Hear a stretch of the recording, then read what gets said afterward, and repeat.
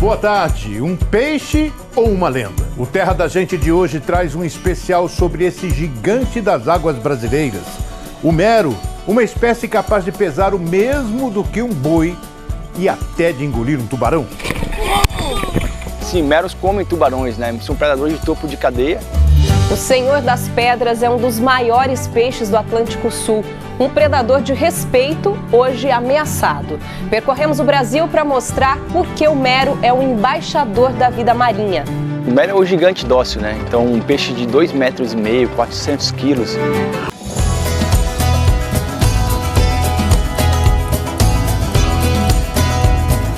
Já vou logo avisando que essa não é uma história de pescador que gosta de contar vantagem. É verdade, nessas águas tem um peixe tão grande que ele tem o peso de um boi gordo.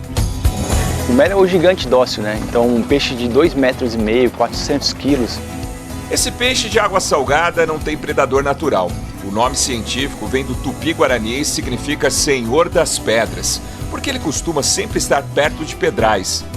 A espécie ocorre principalmente nessa parte do Atlântico. Peixe de boca grande, o mero é um predador oportunista, está no topo da cadeia alimentar. Vídeos que circulam pela internet mostram ele atacando até tubarões. Mas será que isso é verdade? Sim, meros comem tubarões, né? São predadores de topo de cadeia. E dentro dessa dieta diversificada que os meros têm, que envolve diversas espécies de peixes, polvos, crustáceos, inclui tartarugas jovens e até tubarões. Ele vai consumir uma presa que caiba dentro da sua boca, né? Por essas e outras que entre os pescadores existem muitos causos sobre esse gigante. Tem relatos anedóticos de mero, né? Pescadores que passaram a vida inteira em canoas pescando mero, que nunca entraram na água, não sabem nadar, com medo de serem comidos por mero. Mas calma, não precisa se assustar. O mero não é perigoso pra gente. Pelo contrário, é o ser humano que coloca a vida desse peixe em risco. A principal causa de redução populacional do mero foi a pesca, né? Dentre elas, as pescarias subaquáticas, as pescarias de linha e espinhel e as pescarias estuarinas com juvenis, né?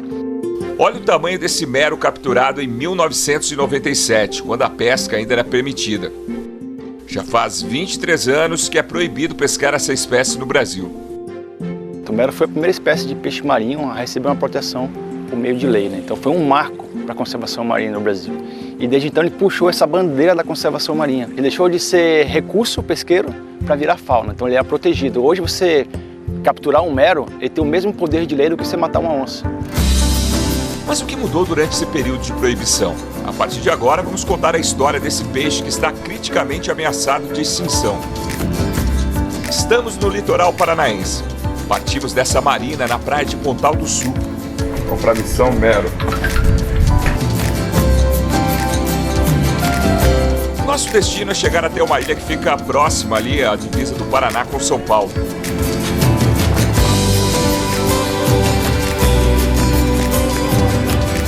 Nossa viagem é rápida. Chegamos à ilha do Superagui, no município de Guaraqueçaba, no Paraná.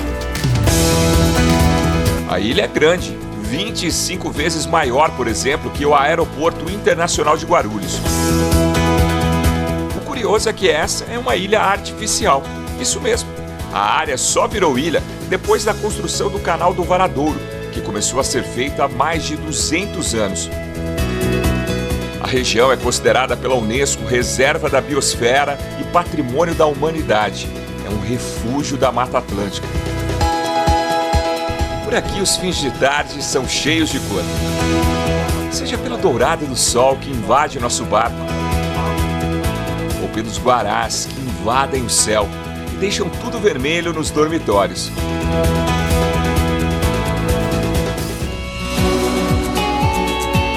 Nas manhãs do Superagui também não falta um brilho. A luz suave aos poucos revela a paisagem. Logo cedo já dá para ver de longe barco na água. E não é barco de pesca. Esse é como se fosse uma van escolar da região. Pontual, a estudante já está esperando. O barco encosta, ela entra e segue o rumo da escola que fica em terra firme. Afinal, estudar é navegar por um mar de conhecimento e transformação.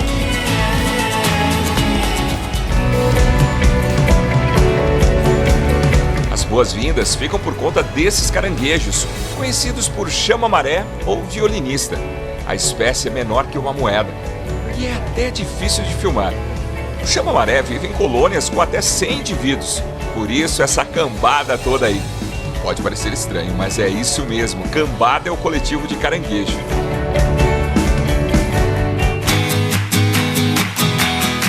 Na vila de pescadores, as embarcações se multiplicam. Na simplicidade do dia a dia, a vida passa tranquila pela janela. Pela simpatia dos anfitriões, dá logo para se sentir em casa. Aqui nós temos a Barra do Superagui, então com diversas comunidades tradicionais de pesca e com essa grande área preservada, um estuário muito grande e muito rico na sua diversidade e na sua importância socioeconômica também.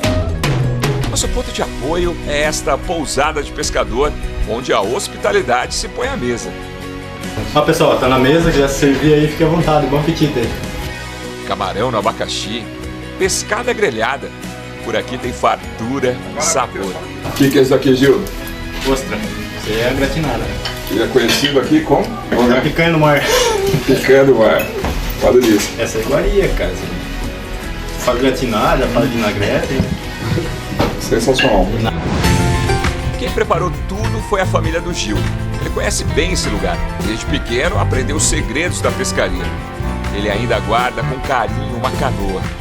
Ali é uma canoinha do meu pai. É uma lembrança boa, né? Que a gente pescou junto, ele ensinou muita coisa pra gente. Né? A gente consegue guardar aquilo ali como lembrança, né? Lá do passado, a gente pescando. E nessa canoinha seu pai tirou muito peixe grande? Muito peixe, cara. Roubalo, pescada, de tudo.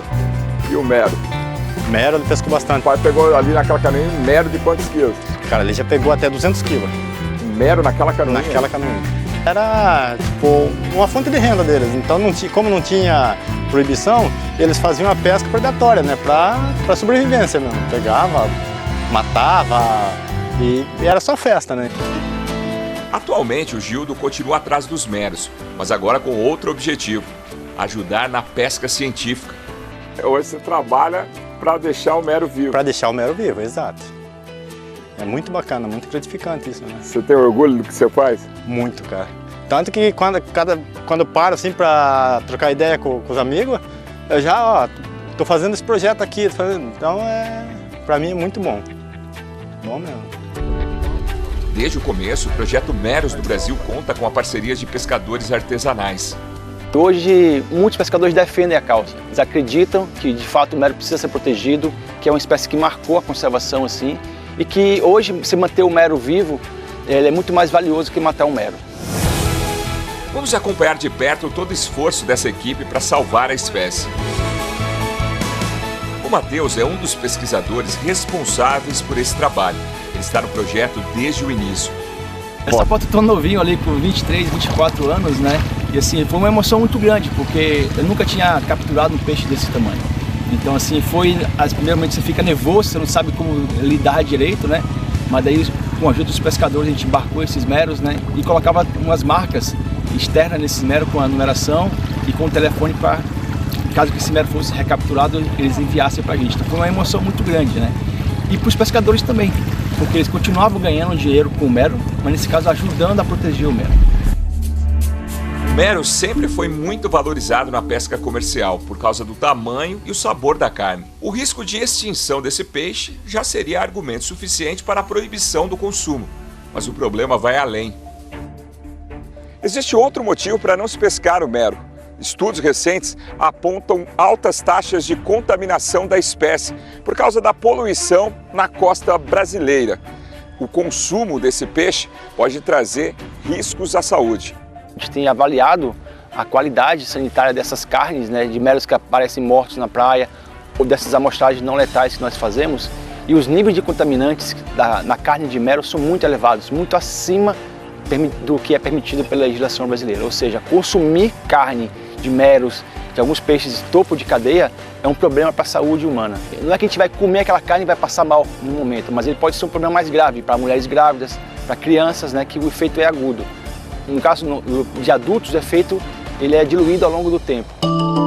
Esse risco está diretamente ligado à contaminação das águas. Quando é pequeno, está no estuário, comendo siris, peixes associados a estuários, e aí a gente sabe que, por mais que alguns estuários sejam protegidos, pelos remanescentes você tem poluição química, industrial, doméstica.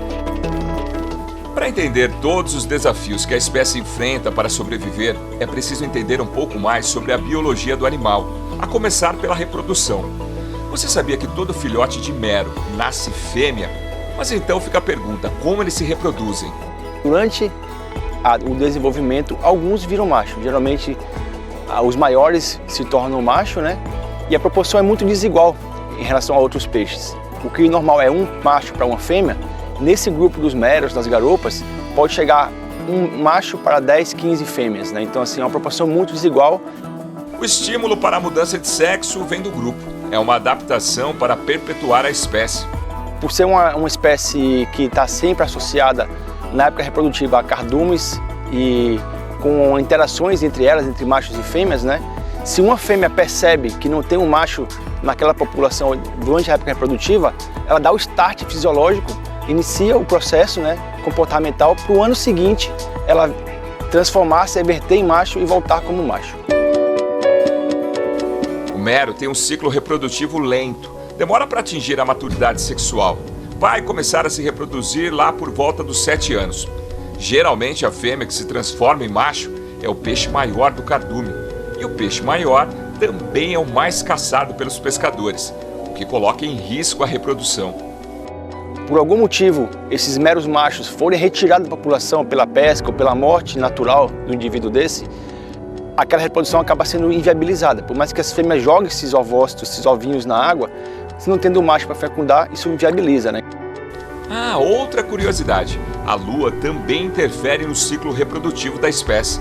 Meros se reúnem em luas e épocas específicas do ano. A gente já sabe aqui no sul e sudeste do Brasil quais são essas épocas, geralmente no verão, associadas às luas de grande variação de maré, lua cheia e lua nova, né? Então, se chegou só fêmeas naquele local para reproduzir e não tem um macho, não tem como a reprodução em si acontecer.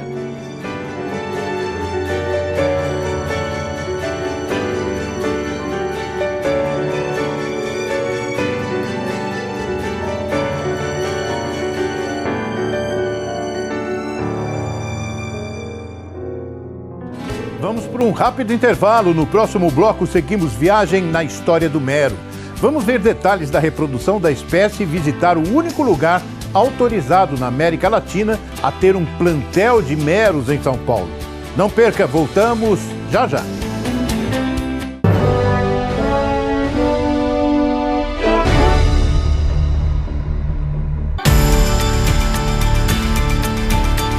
Para entender mais sobre a reprodução dos meros, vamos dar um pulinho até a capital paulista.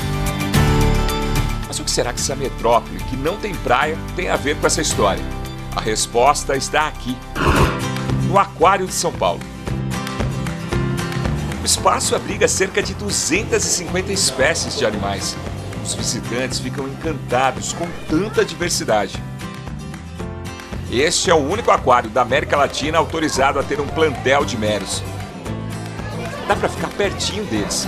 Quem fica frente a frente com esse gigante dos mares, pode ter certeza, jamais vai esquecer. De perto dá para ver todos os detalhes da espécie, como por exemplo, essas pintinhas espalhadas que ajudam na camuflagem. Os olhos também são bem curiosos, principalmente da forma como eles se mexem. São pequenos em comparação ao corpo. Repare que na boca há uma membrana que facilita a respiração. Ela ajuda no fluxo de água. A água entra e não sai, auxilia nesse contrafluxo. Na natureza, o mero mais velho já registrado tinha 37 anos, mas pesquisadores estimam que o peixe pode passar dos 45 anos. Agora vamos conhecer uma área que os visitantes do aquário não têm acesso. Nossa equipe teve autorização para registrar. Esse espaço com vários tanques é monitorado 24 horas por dia. Esses canos simulam a toca do peixe. Aqui a pescaria é assim, com essa redinha. Fica mais fácil, né? Esses filhotes de mero vieram da vida selvagem. Estão aqui porque vão ser estudados. Este lugar é a porta de entrada nesse processo de reprodução da espécie. É uma área de quarentena. Os peixes que foram capturados no estuário são trazidos para cá. Aqui eles passam por uma série de exames. Mais ou menos o que acontece com a gente quando a gente costuma fazer aquele check-up anual para saber como está a nossa saúde. Exame de sangue, exame de ultrassom, raio-x, avaliação da ingestão de alimento, até mais ou menos por um período de 30 a 40 dias, para a gente ter certeza que esse animal não tem nenhum tipo de problema de saúde, né? E está em perfeitas condições de nutrição. Quando termina a quarentena, ele sobe para os tanques de matrizes, né? O projeto é pioneiro nessa reprodução em cativeiro dos meros. O objetivo é dominar e entender todo o processo. Obter a reprodução em cativeiro é um primeiro desafio. O segundo desafio é criar essas larvinhas, esses filhotes em cativeiro. Por quê? Uma larvinha, um filhote de mero, ele nasce com menos de 1 milímetro de comprimento. Tá? E ele nasce com a boca tão pequena que é difícil de você determinar o alimento que essa larva vai conseguir comer. Então nós estamos desenvolvendo também um alimento específico para essas larvas, para usar em cativeiro, para conseguir fazer o crescimento dessas larvas. Né? Depois tem mais um outro desafio, que é fazer com que esses filhotes, que já cresceram um pouco, né, se adaptem à vida em cativeiro. Então também exige uma outra ambientação de local, né, e um outro tipo de alimentação. Tudo isso são desafios que o projeto está batalhando para vencer. As técnicas de aquicultura podem ser a garantia de sobrevivência da espécie, caso o mero desapareça de vez da natureza. Que a aquicultura, ela não é a única ferramenta de conservação da espécie, ela é uma das ferramentas. Nada vai substituir a proteção aos ambientes naturais, tanto os estuarinos como os costeiros e marinhos, né? Do Aquário de São Paulo, voltamos para o litoral do Paraná, para a gente entender mais sobre esses ambientes naturais que precisam de proteção. No Brasil, os meros são encontrados do Amapá ao sul de Santa Catarina, mais precisamente até a cidade de Laguna. E sabe por quê? Por causa dessa paisagem. A espécie precisa do mangue para sobreviver. Laguna é a última cidade do mapa na região sul que tem manguezais. As vegetações nesses ambientes são adaptadas à água salobra e à variação das marés. As plantas respiram pelas raízes. Esse é um ecossistema fundamental para o mero. O ciclo de vida é mais ou menos esse. Ele desova no mar aberto, a larva migra para o estuário, para o manguezal, recruta, cresce. As estimativas, até depende da estrutura do estuário, 6, 7 anos, saem, começam a virar adultos, reproduzem fora, né? E alguns ficam lá fora.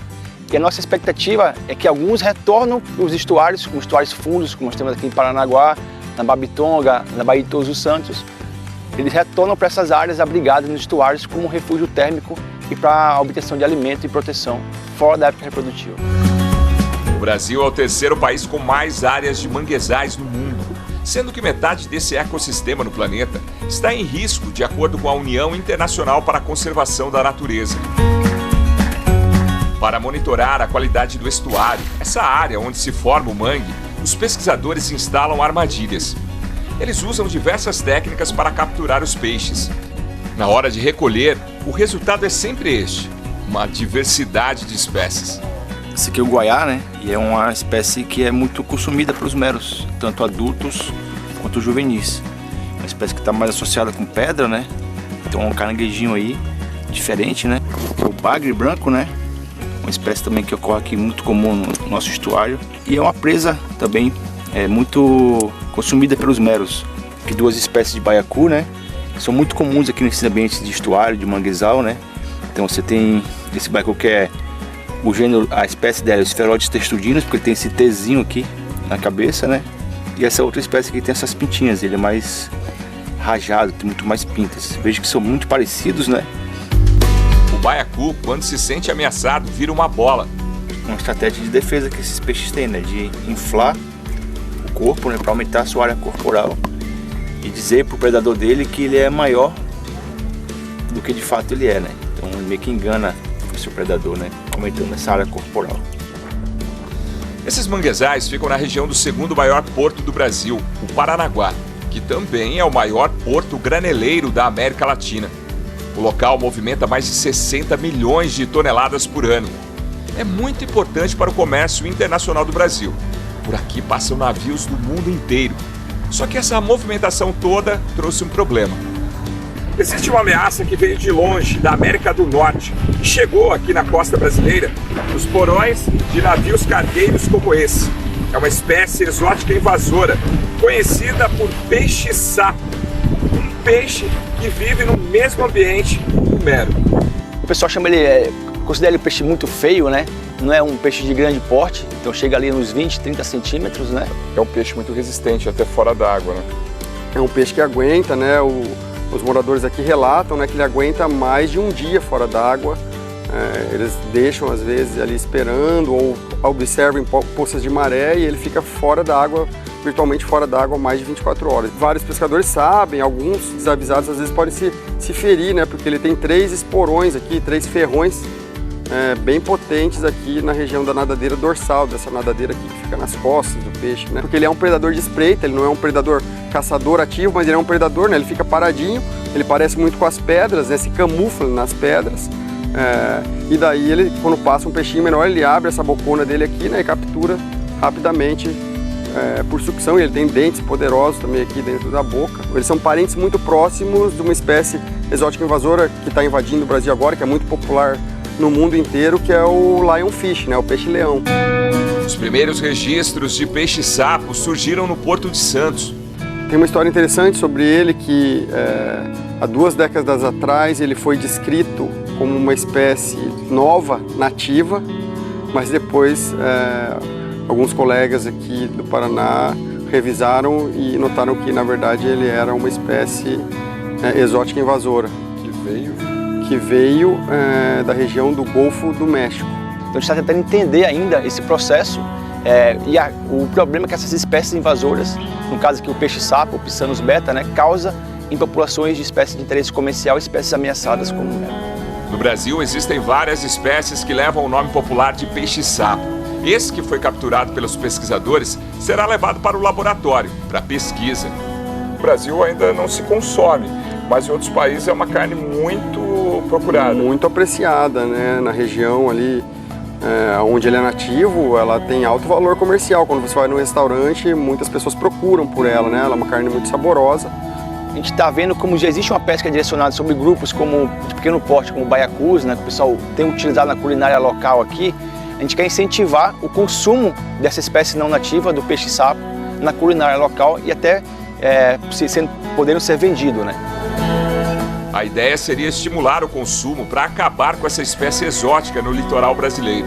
Está próximo ao parque do Superagui, né, que é uma unidade de conservação importante, com várias espécies como o mero, né, por exemplo, para peixes e outras espécies que muito provavelmente ele está interagindo, né, ele está competindo ou predando essas espécies. Uma vez por ano, os meros se reúnem em recifes, em mar aberto para a reprodução, o que os pesquisadores chamam de agregação reprodutiva. Mas ainda existe um grande mistério sobre a espécie.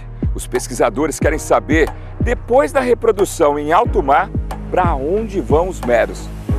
A gente viu que alguns meros foram em direção ao norte, em direção ao sul de São Paulo, né?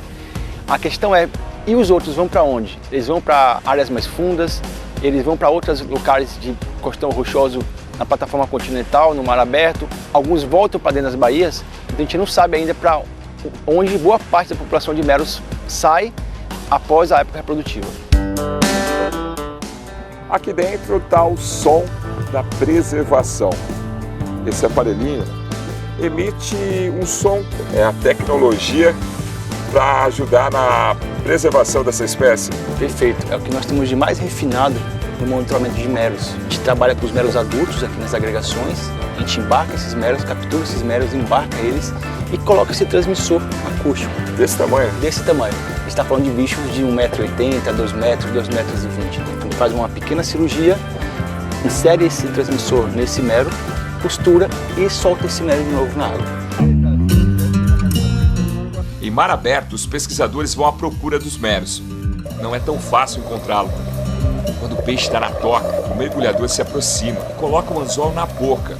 Ele é tão dócil que deixa você... Deixa passar o anzol, ele deixa engatar o anzol na boca, né? E aí a gente fisga esse mero, o mergulhador dá sinal para quem está no barco e a gente puxa esse mero a bordo, né? E aí a bordo a gente tem todo um protocolo que foi desenvolvido e testado e validado, tem todo um cuidado, né? De manter a aeração, a gente coloca um anestésico junto na água ali para manter uma anestesia nesse peixe, a gente cobre o olho desse peixe, né, com um pano para evitar a queimadura da retina dos olhos pela luz solar, e aí a gente faz diversos procedimentos. Se for fêmea, a gente tira uma amostra da ova desse peixe para saber se ela está de fato reproduzindo, se não está reproduzindo. O monitoramento ajuda, por exemplo, a identificar a variedade genética dos meros na costa brasileira, além de ajudar a esclarecer outros pontos importantes nessa luta pela preservação. Esses meros estão protegidos em unidades de conservação? É uma pergunta interessante. Se eles voltam para dentro de unidade de conservação, que você tem uma proteção garantida, então assim, eles sofrem menos ameaças, né? Então, quais são os percursos que esse mero realizam após essa época reprodutiva? Em que ambiente que ele está associado? Quanto mais conhecimento, mais possibilidades de se criar alternativas para preservar a espécie. A ideia é fazer algo parecido com o birdwatching, a observação de aves. Só que aqui a aventura é debaixo d'água. Que as pessoas cada vez mais possam ter essa experiência de mergulhar com o mero e um bicho curioso, né? Você está mergulhando, você está vendo que quando você menos espera tem um bicho do teu lado. Então assim, peixes grandes, né? Ele não ataca, ele fica te não olhando. Ataca, não Parece tem... que faz pose para fora. Exatamente. São opções de renda para pescadores iguais ao Gildo, que descobriram que o peixe vivo tem mais valor. Além de pescar o mero para o projeto de pesquisa, você está recebendo turistas agora. Você imaginou que o mero ia te levar tão longe? Cara, confesso que não. Na verdade eu achei que até que vai ser uma pesquinha ali e vai acabar por aí. Mas o Matheus trouxe adiante e a gente tá aí, cara, tá na luta, tá trabalhando junto, tá uma parceria. E pra mim até é uma honra, né, cara, poder, como se diz, mostrar o nosso trabalho, tipo a pousada, o restaurante.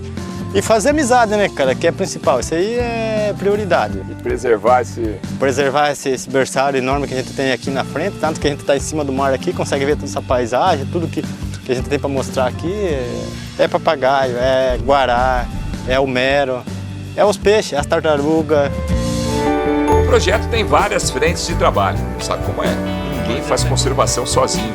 Para que todo mundo, através da apropriação desse conhecimento, ajude também a preservar na espécie. Então não são só políticas públicas, ou cientistas, ou projetos, né, que preservam a espécie. Quem preserva a espécie somos todos nós, né, humanos desse planeta aqui, né, que a gente tem que ter conhecimento para entender por que a gente tem que preservar a espécie, por que é importante manter os ambientes conservados e essas espécies saudáveis, né, para as futuras gerações. E eu sou suspeito para falar, porque assim, eu me envolvi tanto com o projeto, a minha história acadêmica de 20 anos, 22 anos de experiência, está diretamente envolvida com os meros. Então, assim, é uma causa de vida. Então, eu visto a camisa do Projeto Meros do Brasil por amor à causa. Olha, eu acho que tem esperança para o planeta Terra, não só para o Meros, né? Basta a gente ter essa divulgação do conhecimento e avançar nesse sentido. E nisso, hoje a gente está fazendo mais uma sementinha, né? Mais um caminho para essas futuras gerações. Se o futuro dos meros ainda vive em sonhos, é sinal de que ainda existe muita gente sonhando e trabalhando para que esse gigante continue sendo o maior desses mares por muito tempo.